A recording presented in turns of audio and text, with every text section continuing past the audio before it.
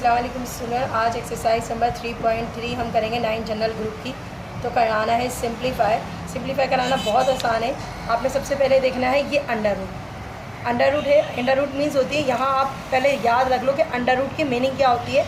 Under root की meaning होती है 1/2। सही है, जब कभी अंडर रूट हटाना होता है ना 1/2 लगा देते, बस इसको आप ये याद रखना है। अब आप सबसे पहले अंडर रूट हटाओगे, तो जब अंडर रूट हट जाएगा ना तो हम क्या करेंगे, तो एज इट इज़ रहेगा। और इसको हटाने के बाद क्या लगाएंगे, इसको हटाने के बाद लगाएंगे 1/2। ये अंडर रूट जो नज़र आ रहा है ना बच्चों आपको, ये बेटा ये हटेगा और उसकी जगह आएगा 1/2। ये 2 अंदर वाला और इसकी जगह मैं मल्टीप्लाई बाय 1/2 पावर के साथ लिख दूँगी और कुछ भी नहीं करूँगी। ये आप ध्यान रखना कि मैंने जो है 1/2 लगाना है अंडर रूट के साथ, हटाने के बाद 1/2 लगा देना है मल्टीप्लाई करके। क्यों? क्योंकि इसकी वैल्यू ही 1/2 होती है। ये एग्जाम्पल, ये जो आपकी एक्सरसाइज है, जो ये ज़्यादातर आपके MCQs के लिए ज़रूरी है। आपको पता है 30% MCQs, 30 नंबर की MCQs आ रही है, यानी कि 40% MCQs आ रही है। अब क्या करना है, आपने ये करना है 2 को 2 से काट देना है। 2 1 2, 2 1 2। अब कुछ भी नहीं बचा, 1 बचा। 1 की कोई वैल्यू नहीं होती। आपने यहाँ आंसर दे दिया 1/5। ये आपका आंसर है बेटा, सही है। अब क्वेश्चन नंबर 2 देखो बेटा, इसमें भी यही करना है। क्या करना है, आपने अंडर रूट हटाना है। अंडर रूट हटाओ। अंडर रूट हटाएंगे तो क्या लगाएंगे, ये अंडर रूट हटेगा, उसकी जगह रहेगा क्या, मल्टीप्लाई बाय 1/2। सही है, ये 2 से 2 कट गया और आपके पास क्या बचा, ऊपर 1 बचा। 1 की कोई वैल्यू नहीं होती, हम लिख देंगे 2/13। ये आपका आंसर है। अच्छा, एक चीज़ और बता दूँ मैं आपको, 2 और 13 एक टेबल में नहीं आते। अगर टेबल में आते ना तो हम इसको कैंसिलेशन कराते, लेकिन ये अब एक टेबल में नहीं आते। इसका मतलब है ये आपका आंसर है। अब क्वेश्चन नंबर 3 देखिएगा। अब ये देखो, ये क्या लिखा है बेटा, अंडर रूट। अंडर रूट हटाने के बाद क्या करना है, चले पहले करते हैं। अब हम हटाते हैं अंडर रूट। अंडर रूट हटेगा, क्या आएगा, मल्टीप्लाई बाय 1/2। समझ गए, ये 1/2 अंडर रूट की जगह लिखा। 2 से 2 कट गया, 1 बचा, कोई वैल्यू नहीं है। लेकिन अभी छोटा सा मसला यहाँ पर क्या आ रहा है, ये दोनों एक टेबल में आते, किसी भी बड़े टेबल में आते। चलो देखते हैं किस बड़े टेबल में आते। हम डायरेक्ट 6 का टेबल लेते हैं। आप 2 से भी काट सकते हो, लंबा हो जाएगा। मैं काफ़ी लंबा लेके जा सकती हूँ कि भाई 2 1 2, 1 कैरी दे दिया, 2 8 16। फिर यहाँ देते हैं, क्या देते हैं, 2 4 8, 1 यहाँ कैरी दे दिया, 2 8 16। फिर अगेन 2 से काटो, 2 2 4, 2 4 8, फिर 2 6 18। ये बहुत लंबा हो जाएगा। इससे अच्छा पता है क्या, आप डायरेक्ट किसी बड़े टेबल को ढूंढो और इसको काट लो। अगर हम देखते हैं कोई बड़ा टेबल, तो मुझे लगता है कि 96 आता है 12 के टेबल में, और 36 भी 12 के टेबल में आता है।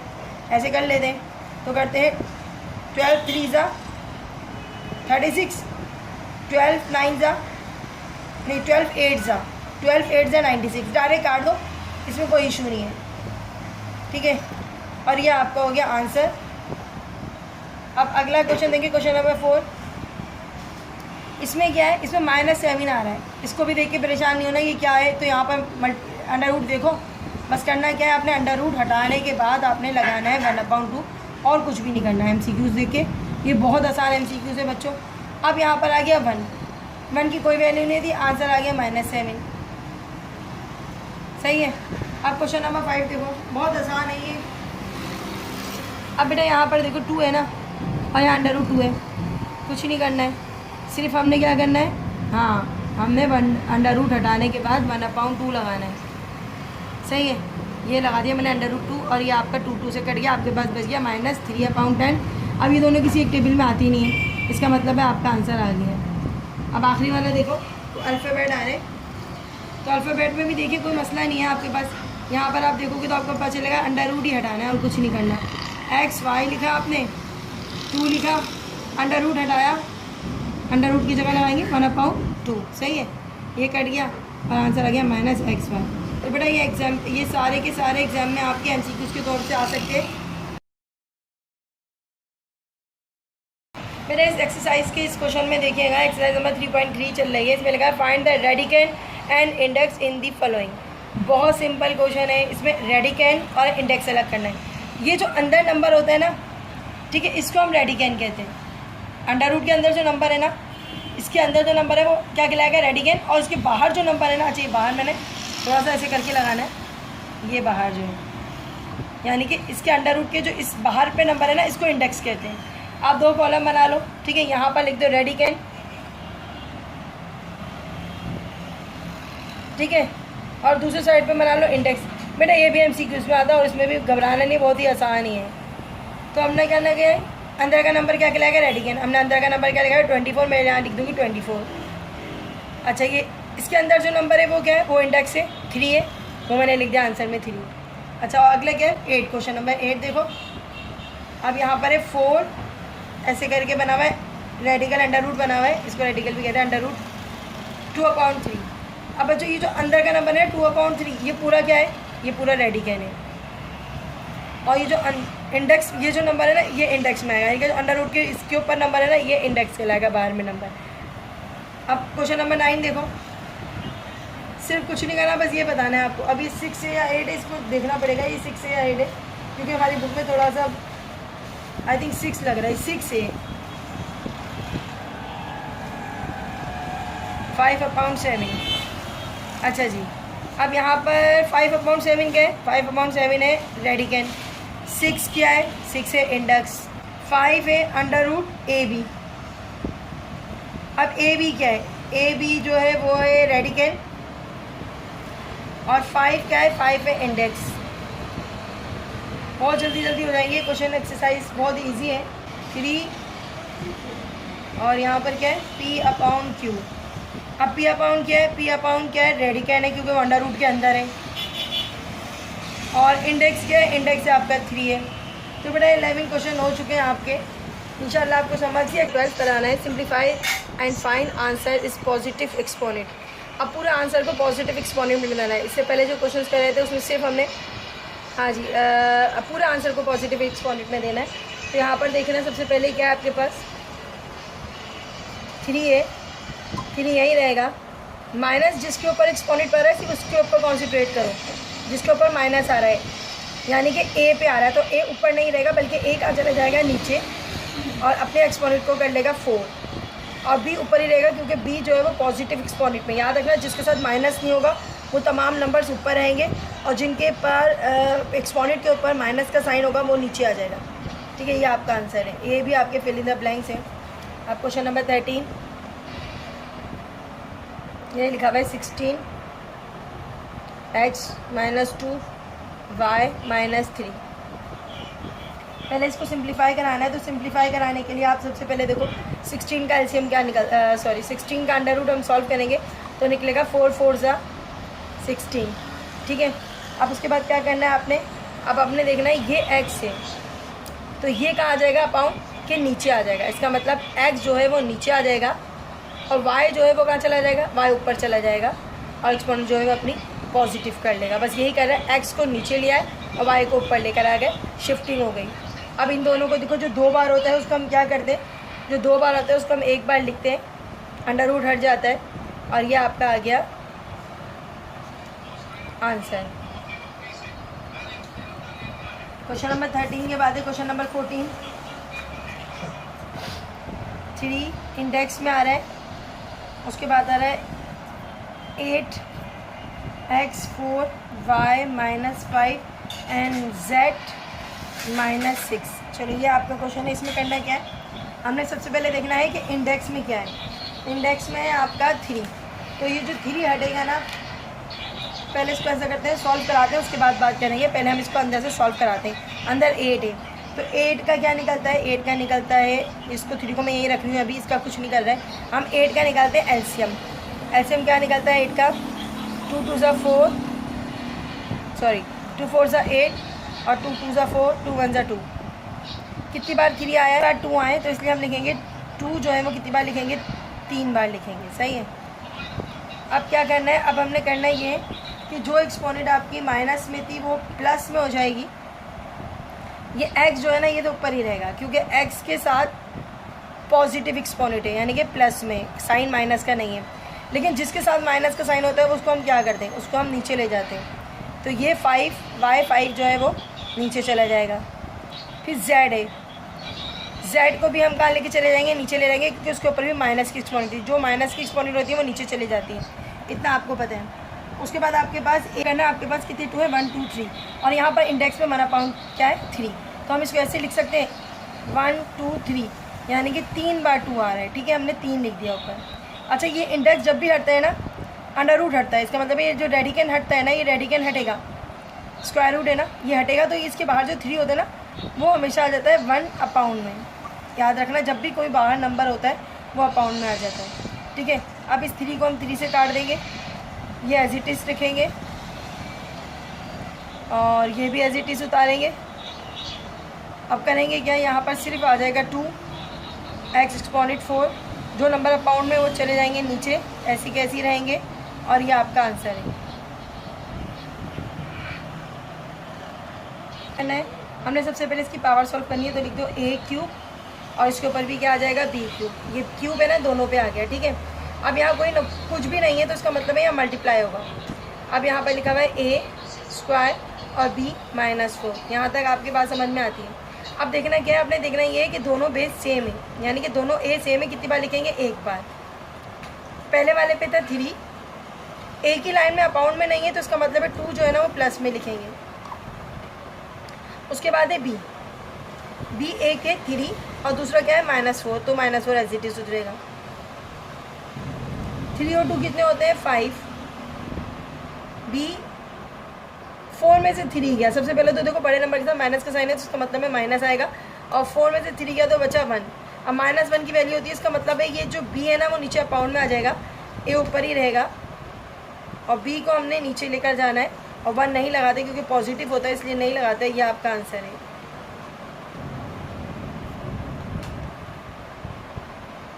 क्वेश्चन नंबर 16 में देखें, सबसे पहले भी यही करना है, आपने सबसे पहले पावर को सॉल्व कराना है, तो ये 3x² एज इट इज़ रहेगा, ठीक है। यहाँ कोई भी साइन नहीं होता, इसका मतलब है मल्टीप्लाई y -3, ये जो 1/2 है ना, ये मल्टीप्लाई करके इसके साथ लिख दो 1/2।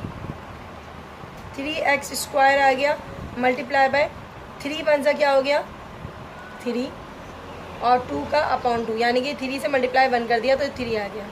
अब करना क्या है, अब ये करना है, आपने 3 लिखा, x² लिखा, ये पॉजिटिव थे, पॉजिटिव रहेंगे, लेकिन जो नेगेटिव है ना -3/2 ये नीचे चला जाएगा, और किस में चला जाएगा 3/2 जो है, यहाँ पर छोटी सी मिस्टेक है बुक के अंदर, यहाँ 3 था, यहाँ 3 लगा लीजिएगा, ये बुक के अंदर 3 आ रहा है, और हम 3 को 3 से काट देंगे तो हमारे पास -1 बचेगा, और -1 की कोई वैल्यू नहीं होती, इसलिए आपका ये आंसर है।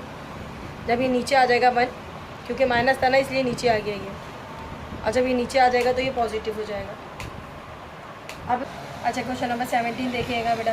क्वेश्चन नंबर 17 में भी यही करना है, पहले पावर सॉल्व करानी है, तो हमने सबसे पहले p लिखा, p के ऊपर क्या है -1/2 है। अच्छा यहाँ पर आपने करना क्या है, हमने इस पावर को मल्टीप्लाई के साथ और ब्रैकेट में से माइनस का साइन आना है इसलिए -q लिखा, ठीक है। अब देखो ये 2 नीचे, ये 2 ऊपर है, दोनों एक दूसरे से कट गए, ठीक है। और यहाँ पर क्या आ रहा है, यहाँ पर q आ रहा है, तो इसका मतलब है q बचेगा, साइन से कट जाएगा, ठीक है। अब हमारे पास क्या बचता है, 1 बचता है, और नीचे क्या बचता है, q बचता है, तो हम लिखेंगे p के ऊपर 1/q, ये आपका आंसर है। अभी लास्ट क्वेश्चन है इस एक्सरसाइज का, लास्ट तो नहीं है, खैर आगे भी साइंटिफिक न्यूट्रिशन कराने, तो इस पॉजिटिव एक्सपोनेंट का लास्ट है जो एग्जांपल जो आपका MCQs में आता है। तो यहाँ पर देखना, सबसे पहले करना क्या है, हमने स्मॉल ब्रैकेट के ऊपर देखा तो लिखा हुआ है 2/7, ठीक है। अब यहाँ पर क्या लिखा हुआ है, मल्टीप्लाई में -7/2, सिंपल है, 2 से 2 काट दो, 7 से 7 काट दो, आपके पास क्या बचा, सिर्फ 5 -1, और -1 है, इसका मतलब है ये 1 जो है वो आपको नीचे लेके जाना है और ऐसे अपाउंड में आंसर देना है। क्वेश्चन नंबर 19 से स्टार्ट करेंगे, लेकिन उससे पहले हम साइंटिफिक नोटेशन आपको करवाएंगे, क्योंकि वो होती क्या है, जब तक आप ये नहीं जानोगे कि साइंटिफिक नोटेशन क्या होती है आप क्वेश्चन को समझ नहीं पाएंगे, ठीक है। अगर कोई भी एग्जाम में भी पूछ लेता है तो आपको इसका मतलब समझना बहुत ज़रूरी है। बाज़ दफ़ा क्या होता है, in the problems of science and mathematics, math और साइंस में मैनी अ टाइम, बहुत मरतबा we are concern with to small और टू लार्जेस्ट नंबर। मतलब जब हम मैथ या साइंस में कोई लिख रहे होते हैं, कोई फिगर लिख रहे होते हैं, तो उसके अंदर हमें एक बहुत बड़ा नंबर लिखना होता है या फिर एक बहुत छोटे नंबर लिखना होते हैं। अब जब बहुत बड़ा नंबर लिखना होता है ना ऐसी सिचुएशन में, जैसे आप देखो for example speed of light, यानी कि अगर आपसे पूछा जाए कि भाई पर मीटर स्पीड ऑफ लाइट की स्पीड क्या है, उसकी रफ्तार मालूम करें। अब उसकी रफ्तार हमें ये नंबर दिया जा रहा है, ये लिखा है अब इतने सारे ज़रूर 30 करोड़, अब 30 करोड़ पर मीटर। इसको हम लिखने अगर बैठेंगे बेटा तो ये इतने इसको लिखने में आएंगे तो हमें बड़ी मुश्किलात का सामना होगा, यानी कि हम कभी एक ज़ीरो भूल जाएंगे या हमें लिखने में बहुत ज़्यादा प्रॉब्लम होगी। इसी तरीके से ये कितना बड़ा नंबर आ रहा है, इतने सारे 0 0 0 0 0 आ रहे हैं, इसको लिखने में आपको बहुत ज़्यादा प्रॉब्लम होगी। तो बाज़ दफ़ा बड़े नंबर या देखो यहाँ पर इलेक्ट्रॉन, ये यहाँ पर देखो छोटे नंबर जिसके पॉइंट आगे होता है ना, यहाँ पॉइंट आगे, इसका मतलब है ये छोटा नंबर है। बड़े नंबर और छोटे नंबर को लिखने में हमें बहुत परेशानी होती थी, जिसकी वजह से हमने ये देखो यहाँ लिखा हुआ है ना कि डिफ़िकल्टीज़ टू द राइट और रिटर्न, यानी कि लिखने में और पढ़ने में इसको बहुत मुश्किल होती थी। लिहाजा इसको हम लिख सकते हैं साइंटिफिक नोटेशन के ज़रिए। जो मैं फार्मूला आपको बता रही हूँ, जिस इसको लिखने में जो आसानी पैदा की है, उस पूरे रूल को साइंटिफिक नोटेशन कहते हैं। तो यहाँ पर साइंटिफिक नोटेशन का छोटा सा फार्मूला मैं आपको बताती हूँ, उसमें करना क्या होता है।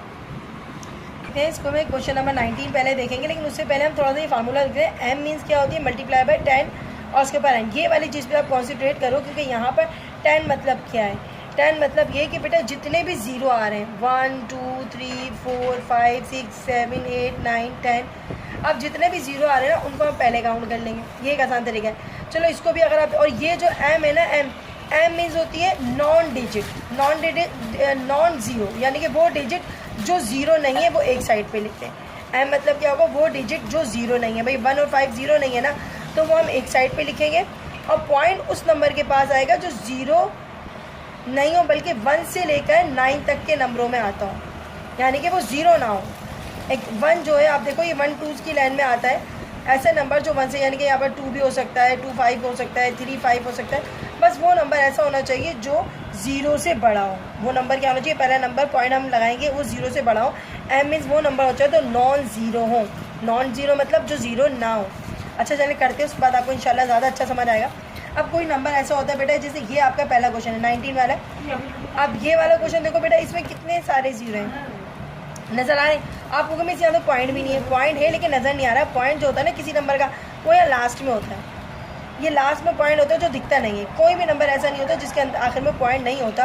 पॉइंट सारे नंबर्स के आगे होता है, लेकिन वो आखिर में होता है। अगर किसी नंबर में आपको यहाँ पॉइंट नज़र नहीं आ रहा, तो उसका मतलब ये नहीं कि पॉइंट नहीं है, बल्कि पॉइंट इसका यहाँ पर है।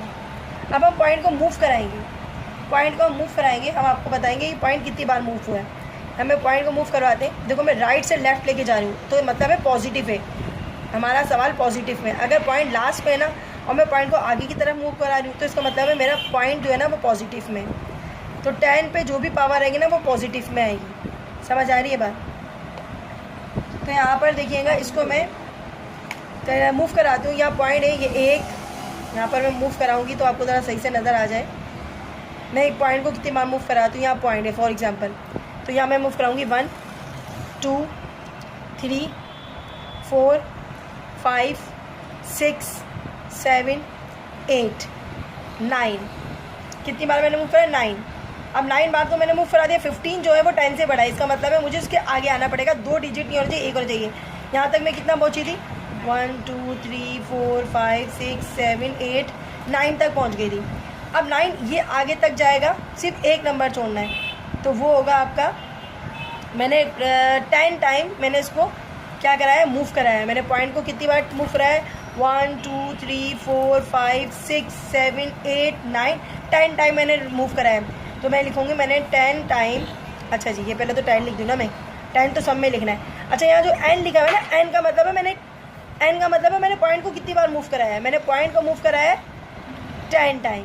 कितनी टाइम मूव कराया है, 10 टाइम मैंने मूव कराया है। और यहाँ पर क्या आता है बेटा, यहाँ पर बचा 1 और यहाँ पर क्या बचा 5। अब 5 हम अब क्यों लिखेंगे, यहाँ सिर्फ ज़ीरो की क्वांटिटी लिखते हैं 1.5। इसको हमने पॉइंट में आंसर देना है कि पॉइंट मैंने यहाँ मूव करा दिया। और जो नॉन डिजिट होता है ना, मैंने कहा है यहाँ पर वो जिसमें ज़ीरो नहीं होता वो हम यहाँ नंबर लिख देते हैं। पॉइंट के बाद एक नंबर लिखना ज़रूरी होता है, तो 1.5 करके लिख देंगे और ये आपका आंसर है। अच्छा जी, यहाँ पर भी देखेंगे, इस क्वेश्चन में भी देखें, इसका मतलब है पॉइंट नहीं नज़र आ रहा। पॉइंट हमारा कहाँ पर है, लास्ट में। अब ये पॉइंट कितनी बार मूव कराना है ये आपने देखना है। देखो पॉइंट कितनी बार मूव कराऊंगी, 1 2 3 4 5 6 7। कितने टाइम मूव कराया मैंने, 7 टाइम। अब हम क्या लिखें कि टाइम के ऊपर 7 टाइम, यानी कि मैंने इसको 7 टाइम मूव कराया है। ठीक है, बस इतना पहले कर लो। अब एम मीन्स तो मैंने आपको बता ही दिया। एम मीन्स क्या होती है, वो दो नंबर जो हमारे नॉन ज़ीरो हैं, वो 2 नंबर कौन से 57, तो पॉइंट आ जाएगा 5.7, यानी कि एक नंबर पहले आ जाएगा, क्योंकि ये वो नंबर है जो 1 और किसके दरमियान आता है बेटा, 1 और 9 के दरमियान आता है, यानी सॉरी 1 और 10 के दरमियान आता है, तो ये वो नंबर है, इसलिए इसके पहले पॉइंट लगेगा और ये आपका आंसर आ जाएगा। मैंने 2 बार उतारा हुआ है, लेकिन आपको मैं बता देती हूँ इसमें मुझे क्या करना था। इसमें ज़ीरो देखो कितने सारे, और पॉइंट आगे की तरफ मौजूद है, इसका मतलब है मुझे पॉइंट को आगे की तरफ मूव करवाना है, समझ रहे हो, मुझे इस पॉइंट को कहाँ मूव कराना है, मुझे इस पॉइंट को आगे की तरफ मूव करवाना है। अच्छा, अब एक तरीका और हम बचपन में इस तरीके से करते थे कि ये अपाउंड लगा देते, ये सब बच्चों को आता होगा, ये वाला तरीका मैं चाह रही हूँ कि ये कर लो आप, ताकि आसान है। जब पॉइंट आगे की तरफ हो तो ये वाला मेथड यूज़ करना, पॉइंट हटाते थे हम, उसकी जगह हम 1 लगा देते, याद आ गया होगा आपको। अब उसके बाद पॉइंट के बाद कितने नंबर आ रहे हैं, कुल कितने नंबर हैं वो हम काउंट करते थे, 1 2 3 4 5 6 7 8 9 10 11, यानी कि 11 बार नंबर आ रहे हैं, तो हम 11 क्या लगा देते थे, 0 लगा देते थे। 5 6, ये मैंने 11 0 लगा दिया, ठीक है। क्या करा मैंने ये करा, मैंने पॉइंट हटाया, पॉइंट के बाद जितने भी नंबर आ रहे हैं ना, टोटल नंबर जितने भी आ रहे हैं, मैंने उसकी जगह लगा दिया क्या, 0 लगा दिया, इसकी जगह 1 0, इसकी जगह फिर 1 की जगह 0, सबकी जगह 0 लगा दिया। अब बेटा यहाँ मुझको एक बात बताओ, यहाँ पर हमारे पास पॉइंट हट गया है। अब पॉइंट हटने के बाद चलो यहाँ पर हम लिख के दिखा देते हैं आपको, पॉइंट हट गया, तो पॉइंट हटने के बाद मुझे पता चला कि मेरे पास 11 0 है। कितने 0 है मेरे पास, 11, यानी कि 10 जो है वो 11 बार इस्तेमाल हुआ है, 10 10 10 10 करके 11 बार 0 इस्तेमाल हुआ। अब ऊपर क्या नंबर बचा था हमारे पास, ऊपर नंबर बचा 12, नॉन 0 अलग करके हमने ना 12 ऊपर रख दिया है। अब आपने करना क्या है, अब थोड़ी देर पहले आप, उससे पहले जो हमने एक्सरसाइज की थी उसमें हमने आपको क्या करके दिखाया था, चलो यहाँ पर लिख देते, कोई मसला नहीं है, नीचे आ जाते, वैसे बराबर में लिखती तो कोई बेटर होता। ये 12 लिखा मैंने, सही है। अब हमने करना क्या होता है, ये मल्टीप्लाई बाय कितनी पावर है, 11। अब बच्चों 11 नीचे से ऊपर आएगा, नीचे से 11 ऊपर आएगा तो क्या आ जाएगा, -11 हो जाएगा, ठीक है। अब ये बात यहाँ तक तो ख़त्म हो गई कि -11 है क्या, ये आंसर दे दें, नहीं बिल्कुल आंसर ये नहीं दे सकते, क्योंकि अभी तक मैंने पॉइंट यूज़ नहीं किया। अभी मैं पॉइंट यूज़ करूँगी, लेकिन पॉइंट मुझे यहाँ चाहिए, पर मैं आपको बताती हूँ मैं पॉइंट कैसे यूज़ करूँगी, थोड़ा सा रफ फर्क देख लेते हैं। तो यहाँ पर देखो बेटा 1 2 है, मुझे पॉइंट यूज़ करना है, यानी कि इन दोनों नंबर के बीच में पॉइंट लगाना है। इसका मतलब पॉइंट के बाद कितना नंबर है, पॉइंट के बाद नंबर है 1, यानी कि मेरे पास सिर्फ 10 है। समझ आ रही है बात, कि मैंने पॉइंट को उठा के यहाँ लेकर आना है, तो इसका मतलब मेरे पास क्या हो जाएगा, 10 की वैल्यू 1 टाइम, मैंने कितनी बार मूव करा, 1 टाइम करा, तो मैं यहाँ लिख दूँगी भाई 1 बार मैंने इसको और मूव कराया, मैंने इसको 1 बार क्या कराया, पॉइंट को 1 बार और मूव कराया, यानी कि मैं 1 के पास लेकर आ गई। अब मुझको एक बात बताएं, यहाँ मेरे पास है +1, यहाँ पर -11, इसमें से माइनस करो तो कितना बचेगा, चलो एक बार और लिख देते हैं, 12 मल्टीप्लाई बाय 10 -11, और इसकी वैल्यू क्या है 1, तो हम लिखेंगे +1। 11 में से 1 गया, कितना बचा, 11 में से 1 गया 10 बचा, तो यहाँ पर आ गया आपके पास 1.2, मैंने पॉइंट नहीं लगाया, 1.2 मल्टीप्लाई बाय 10, और पावर क्या आ जाएगी 10, सॉरी -10 आएगी, ये आपका आंसर है। क्वेश्चन नंबर 22, जिन बच्चों को 21 में प्रॉब्लम हो रही है, जो मेन मेथड आपकी एग्जाम्पल के थ्रू मैंने चलाया था, हाँ आप बुक ना देखोगे, बुक ना 9 लिखा हुआ है, बुक का आंसर होंगे, ये आंसर बिल्कुल राइट है, ठीक है। अब आप क्या करोगे, ये आप कहोगे मैं इस ऊपर वाले मेथड में थोड़ा कन्फ्यूजन है, MCQ से इतना बड़ा मेथड नहीं कर सकते, छोटी सी ट्रिक याद कर लो बेटा, बहुत छोटी ट्रिक है, बहुत आसान है। आप कहोगे मैं पहले ये करवा देती, तो ये लेकिन रूल के हिसाब से मुझे चलना पड़ा था, लेकिन यहाँ छोटी सी ट्रिक बता रही हूँ। ट्रिक ये है बच्चों, ये पॉइंट देख रहे हो आप, पॉइंट देखो, जब कभी आगे पॉइंट है, आपने करना कुछ नहीं है, आपने सिर्फ माइनस में आंसर देना है, याद है, क्योंकि आगे पॉइंट है ना, माइनस में आंसर देना है, हमने सिर्फ 0 काउंट कर लेना और कुछ नहीं करना। 3 3 6 3 9 और 3 क्या हुए 12, हमने क्या करना है, सिर्फ 0 काउंट कर लेना, 12 0 है, और एक पॉइंट के बाद 0 काउंट कर लो, यानी कि हमारे पास हो जाएंगे 13 0। कितने 0 हो जाएंगे 13। पहले तो मैं इसमें यहाँ लिख दूँ m for m multiply by 10, ये मेरा फार्मूला है। तो मैंने क्या करना है, सबसे पहले इसको उठाना है, जो नॉन डिजिट है, ये नॉन डिजिट है ना, यानी कि 0 नहीं है ना, नॉन ज़ीरो नंबर है, मैंने उठा के यहाँ लिख दिया। सबसे पहले तो इसको कर दो ख़त्म। अब ये वाली बारी है ना, इसका कुछ भी नहीं करना, इसमें आपने कुछ नहीं करना है, आपने करना है 0 काउंट करना है, 3 3 6 3 9 3 12 12 और 1 यहाँ मैं पॉइंट यहाँ लगाऊंगी, यहाँ लगाऊंगी ना मैं पॉइंट, तो मेरे पास कितने हो गए थे 12 और 1 कितने हो गए 13। बस मुझे इसको 13 लिखना और मुझे आंसर देना, ये मेरा आंसर हो गया। आपकी छोटी सी ट्रिक है, आप ऊपर भी यूज़ कर सकते हो, आप इसमें भी काउंट कर सकते हो 3 3 6 3 9 9 और एक और गिन लो, क्योंकि पॉइंट मुझे यहाँ लगाना है 9 और एक क्या होता है 10, तो हमने -10 कर दिया। ये आपके पास सिंपल सा क्वेश्चन है, इतना बड़ा नहीं लिखना, क्योंकि मैंने आपकी बुक के थ्रू आज चलाया था, क्योंकि बुक में एग्जाम्पल है, रूल यही है, लेकिन शॉर्ट फॉर्म आपके पास जो शॉर्ट ट्रिक है वो इस तरीके से। तो अब ये क्वेश्चन आपके ख़त्म हो गया। क्वेश्चन नंबर 23 करवाती हूँ। अब इसी को उल्टा करना है, रिवर्स करना है। तो क्वेश्चन नंबर 23 को हमने करना क्या है, right the numbers in the usual form, मतलब होता है एक ऑर्डिनरी फॉर्म में लिखना। अगेन इसका आंसर जो पहले हमने क्वेश्चन बनाया है इसको अगेन क्वेश्चन वाली फॉर्म में चेंज करना है, ऑर्डिनरी फॉर्म में लिखना है। आपने करना क्या है, इसका मतलब है -5 है। -5 समझते हो कि 0 का लगेंगे, आगे लगेंगे। अभी हम यही कर रहे थे ना कि भाई जिसमें माइनस का साइन आ रहा था, हमारे 0 कहाँ थे, आगे थे, तो इसका मतलब है मुझे आगे 5 0 लगाना है, पॉइंट के बाद 4 0 लगाना है। यहाँ मैंने 0 पॉइंट लगाया, 1 2, पॉइंट के बाद 4 0 लगाना है, समझ जाना। यह 5 लिखा हुआ है तो कितने 0 लगाना है, 4, 1 2 3 4। क्यों? क्योंकि एक पॉइंट जो है वो यहाँ पर आना है जो नॉन डिजिट 0 है, सॉरी नॉन 0 है, मुझे एक पॉइंट को वहाँ लेकर जाना है। तो मैं यहाँ क्या करूँगी, मैं यहाँ लगा दूँगी क्या हो गया 1.103 ये हो गया आपका आंसर। दोबारा से देख लो बेटा क्या करा है मैंने, कुछ भी नहीं ऐसा कुछ किया है। आपको भी बहुत ही सिंपल सा क्वेश्चन है। ये पॉइंट था ना, यहाँ था, समझो कहाँ था ये पॉइंट, 1 के पास, ऊपर नज़र आ रहा है 1 के पास था। तो ये मैंने कितने नंबर आगे बढ़ाया है, 5, 1 2 3 4 और ये 5, यानी कि मैंने इसको 5 बार आगे बढ़ा दिया। बस इतने ईजी से सम से थोड़ा सा ध्यान देने की ज़रूरत है, कुछ भी नहीं है। तो पॉइंट हमारा कहाँ चला गया, आगे चला गया, यहाँ नहीं आएगा, मैं पॉइंट को मिटा रही हूँ, ठीक है। तो ये पॉइंट कहाँ चला गया बेटा, पॉइंट आगे चला गया, ये रहा पॉइंट, ये आपका आंसर है। अब दोबारा से देखते हैं क्वेश्चन और बेटा, यहाँ पर 7 लिखा हुआ है इसके ऊपर, इसका मतलब है 10 जो है वो 7 बार होंगे। अब यहाँ पर देखो पॉइंट के बाद जो है ना वो 2 नंबर मौजूद है, पॉइंट के बाद कितने नंबर मौजूद है, 2 नंबर मौजूद है। इसका मतलब ये हुआ कि आपने पॉइंट के बाद 5 नंबर और डालना है, यानी कि 7 होने चाहिए ना, 2 नंबर तो पहले ही मौजूद है, ठीक है। पॉइंट को हमें हटाना है यहाँ से, तो 2 नंबर तो मौजूद है ना पॉइंट के बाद। अब मुझे कितने नंबर और चाहिए, 7 नंबर बनाना है, तो 5 नंबर और चाहिए होंगे। इसका मतलब है मैं 5 0 और बढ़ाऊँगी तो मेरे पास हो जाएंगे 7 नंबर। पॉइंट के बाद 7 नंबर होने चाहिए, मेरे पास 2 नंबर मौजूद है, 5 0 मैंने बढ़ा दिए, 1 2 3 4 5 6 7, तो आपके पास 7 आ गए। तो इस तरीके से सॉल्व होगा और ये आपका आंसर है, पॉइंट यहाँ से हट गया। अब ये वाला देखना क्वेश्चन नंबर 25। अब क्वेश्चन नंबर 25 भी आपको लग रहा होगा कि बहुत आसान है, बिल्कुल बहुत आसान है। हमने करना है क्या है, हमने ये करना है, अब 0 गिनने में थोड़ी सी मुश्किल होगी। यहाँ पर 15 0 लगाने, कितने 0 लगाने, 15 तो नहीं, खैर 14 लगाने, एक तो ये नंबर कहलाएगा ना, ठीक है।